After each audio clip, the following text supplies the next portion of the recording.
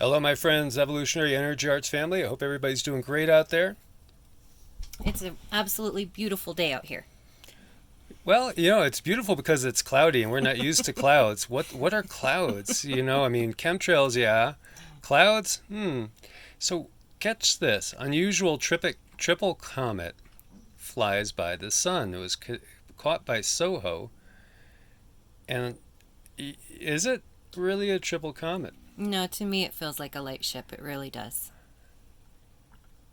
Yeah, I don't know how they call that a triple comet. I feel like they're. Watch this, guys. Hopefully, you guys can see this good. That's a ship.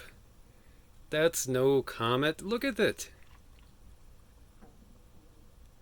A little more disclosure, perhaps, and look at all the objects Mm-hmm. going by the way, out there. Mm-hmm. Come on. An unusual triple comet? I know. Nah. It looks like Grand Central out there, really. It does. They're going to keep giving us the BS, but, I mean, that, come on. That looks like either one ship or it's, with different sections on it, or three ships going, directly in unison, one after the other. Triple comet? Well, they keep making up excuses for things all the time. I don't buy that one. So, Florida current at its weakest in the past 110 years. So, we're talking about the Gulf Stream, guys. This is big. This is big because if you guys remember the movie The Day After Tomorrow, the whole premise was this shuts down. And then what happens? We have this flushing of fresh water into the ocean that disrupts the currents and everything. Next thing you know, hello, Ice Age. I know, and in the movie 2012, they mentioned something about the dam breaking in China, and in 2012, they mentioned this, so go figure. Yeah, exactly. It's again, we were talking about everything being telegraphed. So it's at its weakest point in the past 110 years, as far as they know, or they're giving this to us again. Yet, in the UK right now, it's been hot. And I have a lot of friends over there that said, it's been way hotter than normal. It was obviously, it's been hot in the desert more than normal. It's been hot in a lot of places more than normal. But at the same time, where you got records breaking down under where it's winter, what happens in these times is the extremes get more extreme. So we do see that. But if this continues, then look for rapid cooling. And we have the lake fire explodes to more than 11,000 acres in just 2 days. And Dutch Sense, and I guess there was a couple people that don't know Dutch Sense, but if you follow earthquake prediction, that's the main guy. And he was showing and saying that he thinks this might be volcanic in origin.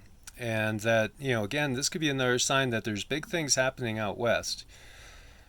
I'm very sensitive with energy, and from all the QiGong practice, I'm very sensitive to the motions of the earth. And out west, I was feeling it move all the time.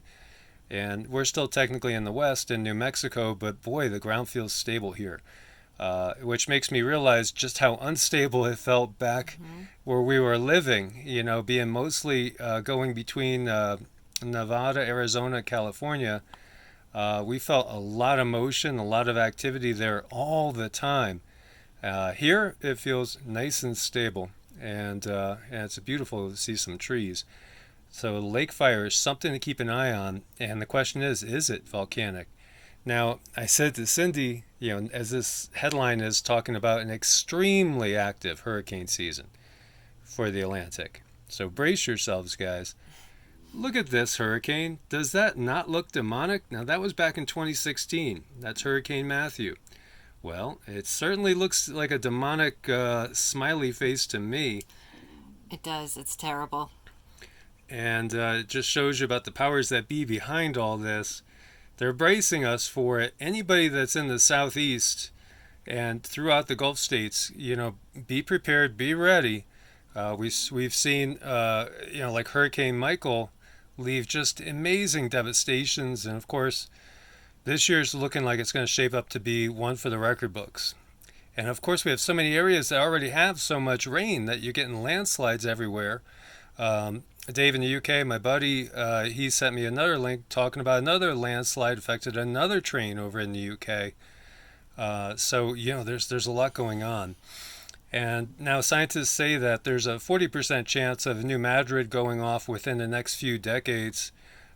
And the odds are very high also for Cascadia and also for the San Andreas. And the fact that we're going to have 75% more cosmic rays coming in this next solar cycle, that is really up in the ante there.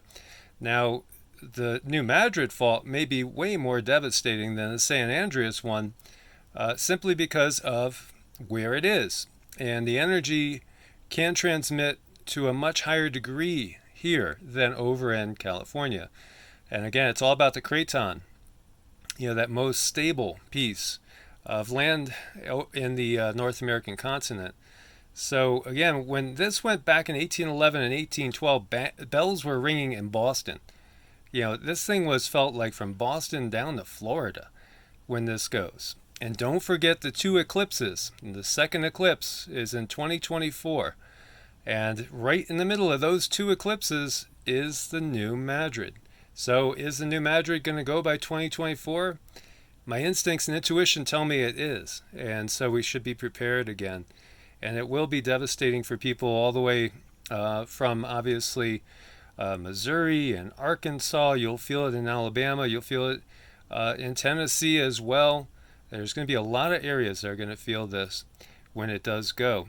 Philadelphia and Delaware hit by rainfall 1,000% of normal during Isaias. And how many more storms are we going to have this year? Again, brace yourselves, all our friends and family over in the southeast and also on the Gulf Coast. Just there's so much more moisture right now, and the volcanoes are going off. We have eruptions all the time. It's all adding up to more cloud nucleation, which is going to equal more rain. And then we have the fact, we're wondering about things like expanding Earth theory, wondering if maybe some of the water that's locked up down inside the crust in this time comes to the surface as well. And we see Brazil is gripped by a historic August cold, another round of cold coming next week. And again, it's all about the extremes because that's what we're getting, one after another. We see heavy rain kills 3, damages 1,700 buildings and 6 schools as well in Veracruz, Mexico. I don't know if the schools are open in Mexico. Anyway, that's one of the things that we've been hearing from a lot of people in a lot of places. It's going to all be distance learning for this foreseeable future for many areas. The thing to keep in mind, though, is if your area has been getting flooded and having a lot of these type of issues, chances are it's only going to increase. So just be aware of that. Many people right now seem to be scrambling to areas. They're rethinking things. There's so many people we know that are, thinking about, well, did I pick the right area? Or should I go? And, we were talking to a client yesterday, and just saying, well, I have a friend that's out there, a ways from town and has a farm, things like that. People are going to be looking for people to help with things.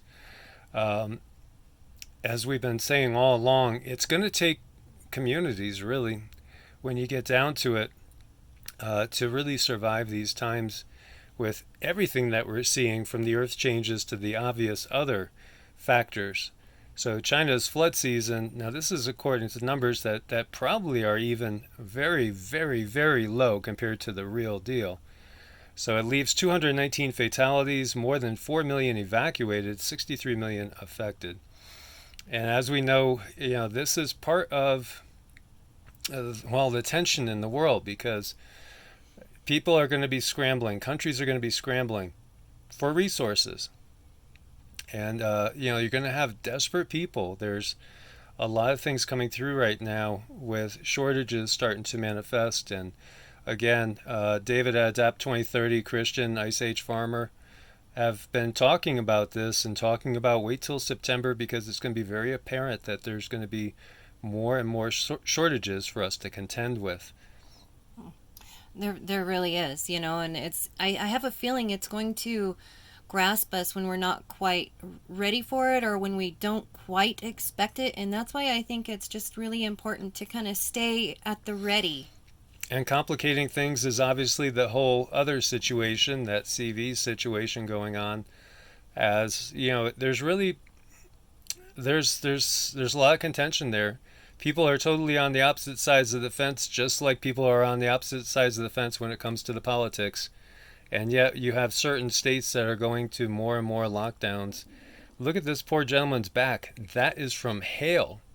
That was a hailstorm that did that. Just the poor guy, Mm-hmm. getting caught. Now, these were cyclists at a race, and got caught in the hail. The hail is getting stronger. We've seen hail big enough that's actually killed livestock and killed people in India, and killed tons of livestock everywhere from Scotland to India, also down into South America. It's just a situation when you're going to have more of these extremes, it's going to drive the storms to all new records. So, guys, I want to thank you guys so much for all your support on Patreon and Ko-Fi. Stay prepared. Have a plan for whatever can happen. Everything from earthquakes to the floods, tornadoes. Everything is going up as far as intensity. That is really obvious. And then band together. Create little groups where you could support each other as best as possible. And I know that's not always easy, and everybody has a different situation to contend with. Different issues, totally different if you live in New York City, totally different than if you were up in South Dakota or maybe out in the desert in Arizona. Everybody has their own challenges to contend with, but it definitely is a time to start working together to a higher degree. And don't forget the spiritual component as well. Take time for yourself and unplug, get away, get into nature, ground and center. We appreciate you guys. As always, make sure to be subscribed and click the bell to get all notification on both channels. God bless and namaste. Namaste.